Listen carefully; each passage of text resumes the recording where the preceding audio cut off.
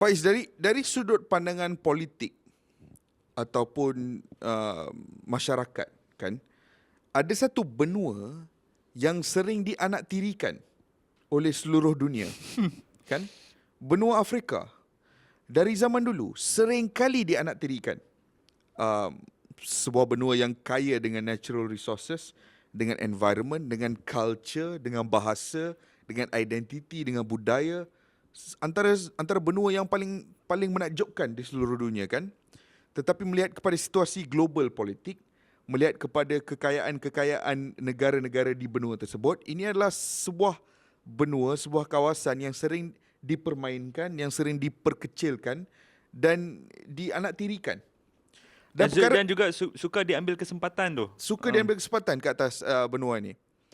Dan perkara ini bukan saja kita nampak dari sudut pandangan global politik ataupun situasi masyarakat apa semua. Kita boleh nampak isu ini dalam konteks bola sepak juga. Benua Afrika adalah antara kilang pemain bola sepak yang terbaik di dunia. Ya, Yang betul. supply pemain-pemain bola sepak yang paling ikonik di rantau Asia, bahkan di Malaysia juga, kan, dari zaman Frank Sietor ke zaman Filimon Cepita di Perlis, Zakaria Simukonda, Kita manju. Kita Manju. I mean, di Perancis juga banyak pemain yang datang daripada Afrika. Di Premier League juga antara pemain-pemain terbaik datang daripada benua Afrika, kan. Dan walaupun ini adalah benua yang paling banyak supply pemain ke dunia bola sepak, tetapi ini juga benua yang seringkali diperkecilkan. Kejohanan terbesar di benua ini, the African Cup of Nations, AFCON, adalah kejohanan yang seringkali diperkecilkan, Faiz. Ada satu bentuk ketidakhormatan yang besar daripada bola sepak Eropah yang aku anggap sebagai satu rasa kufur. Tahu kufur? Kufur ni tak bersyukur lah. Ungrateful. Bila mana kelab mempersoalkan ataupun bukan mempersoalkan, bahkan bila dia orang fikir, oh patut ke tak aku lepas player aku ke AFCON. Fikiran awal, the initial thoughts tu pun, itu bagi aku sudah ada satu kejian terhadap negara-negara Afrika. Kalau tak ada pemain-pemain daripada Afrika, hang rasa Premier League akan meriah macam tu? Tak. Tak sama sekali. Ada 40 pemain daripada Premier League yang akan berangkat balik pulang ke negara masing-masing dan akan bermain di AFCON. Itu tak termasuk lagi pemain-pemain di Afrika yang negara dia tak layak ke AFCON 2021, kan. Maknanya banyak, lebih daripada 100 pemain Afrika yang berada di Premier League. Tetapi kelab-kelab Premier League, they had the audacity untuk mempersoalkan perkara tersebut. Dan Macam Watford dah. macam Watford. Kenapa? Kan? Tahu Watford tengah struggle. Watford tengah dalam relegation battle. Tetapi dalam peraturan FIFA sendiri, ketika negara memanggil pemain anda kena melepaskan pemain anda. Itulah peraturan yang ada, termaktub dalam peraturan FIFA, kan.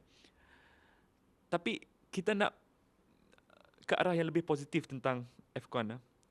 Apa yang menarik tentang AFCON ya, dia adalah satu, okey, orang Afrika, orang di benua Afrika, mereka tahu cara untuk meraihkan sesuatu benda, daripada sekecil-kecil benda sampai sebesar-besar benda. Hang tengok sajalah di kebanyakan negara. Aku pernah tengok satu dokumentari di Senegal. Di satu perkampungan, kalau ada perkahwinan yang daripada orang di kampung tersebut lah. Keraian dia, Kish, tak mewah, tapi cukup meriah. Dan apalah bola sepak tanpa kemeriahan, kan? Inilah salah satu benua yang menyalurkan kemeriahan, yang murah dengan senyuman, yang mungkin tak sekaya benua-benua lain. GDP mereka mungkin tak setinggi benua-benua lain. Sosioekonomi mereka mungkin juga tak setinggi benua-benua lain. Tetapi mereka tetap memberikan senyuman yang paling genuine yang pernah aku tengok. Ya? Dan 2019 contohnya, kalau kita kata AFCON ni tak memberi apa-apa makna. 2019 dia berlangsung di Mesir, di 4 kota di Mesir. Ada Kahirah, ada Alexandria, ada Suez, dan ada satu lagi kota di sana, kan. Itu cukup untuk memberi keuntungan 300 juta ringgit kepada negara Mesir pada masa itu. Walaupun untuk hang menjadi host AFCON memerlukan host apa-apa kejohanan bola sepak antarabangsa, anda memerlukan satu modal yang besar, tetapi setidaknya ada pulangan, kan. Dia bukan setakat kelab bola sepak je macam kau cakap, Faiz. yang memandang rendah AFCON ni, jurnalis-jurnalis di barat juga memandang rendah. Simple example sebelum kita berhijrah, sebelum kita berborak pasal AFCON lebih sikit. dalam. Simple example, kejohanan Euro berlangsung dalam berapa? Hampir 10 negara berbeza. Not one location 10 negara berbeza tau. Yang melibatkan travel time yang sangat tinggi, yang melibatkan travel yang sangat banyak di musim COVID-19. Yang tu tidak ada apa-apa pun dipersoalkan. Tetapi menjelang AFCON ni yang akan hanya berlangsung di satu negara saja, iaitu Cameroon, banyak pula persoalan mereka tentang kebayaan COVID-19. Double standard lah. Double standard dia. Kalau dah ada darah kolonialisme tu, kita tak boleh nak cakap apa lah kan. Mesti ada masalah ada lah tu. sampai sekarang. Bagi aku it's so unfair and it's ridiculous lah. Kita kena hormat AFCON, and sebenarnya bukan setakat hormat, aku rasa AFCON is an incredibly fun tournament. Sentiasa ada benda-benda epic yang akan berlangsung, sentiasa ada benda-benda ikonik yang akan berlangsung. Keraian jaringan, jersey yang paling ikonik. Ya. And Tak, some of tak, the, tak. Aku nak hang dah sentuh jersey ni. Aku nak pesan kepada kawan-kawan penonton kita, cuba tengok semua jersey negara yang bertanding di AFCON dan bandingkan dengan jersey-jersey Euros. itu. Langit dan bumi. Langit dan bumi, betul. Langit dan bumi. Setuju. Let's talk a bit about AFCON kali ni Faiz. Apa yang bagi aku daripada banyak-banyak benda AFCON kali ni, ada satu benda yang aku paling seronok nak tengok. Apa? Aku nak tengok penampilan Comoros dalam saingan African Cup of Nations kali ini. Kalau 2 tahun lepas ataupun beberapa tahun lepas, kita ada melihat saingan Madagascar. Kan? Ya. Kali pertama di pentas AFCON pada ketika itu. Dan Madagascar di bawah bimbingan, kalau tak silap aku pada ketika itu, Nicolas Dubois. Dia menggunakan satu strategi di mana dia pergi ke France dan mencari Malagasy communities dan meyakinkan mereka untuk bermain untuk parent country, Madagascar. Bukan untuk Perancis. Bukan untuk Perancis. Dan di Comoros juga hampir strategi yang sama digunakan. Banyak pemain yang lahir di Perancis yang dibawa masuk semula untuk beraksi buat Comoros. Oh, maknanya FA dia pun kompeten lah. FA dia pun kompeten lah. Bukan macam FA Malawi. Tapi Comoros sekarang ni beraksi di AFCON buat kali pertama. Dan mereka hanya mendapat FIFA recognition sekitar tahun 2006 je Faiz. Dan dalam masa tempoh masa yang singkat, mereka menunjukkan peningkatan yang luar biasa dan kali ini melayakkan diri ke pentas AFCON buat kali pertama dalam sejarah. Dan ada satu pemain di situ yang perlu kita berikan perhatian lebih sikit.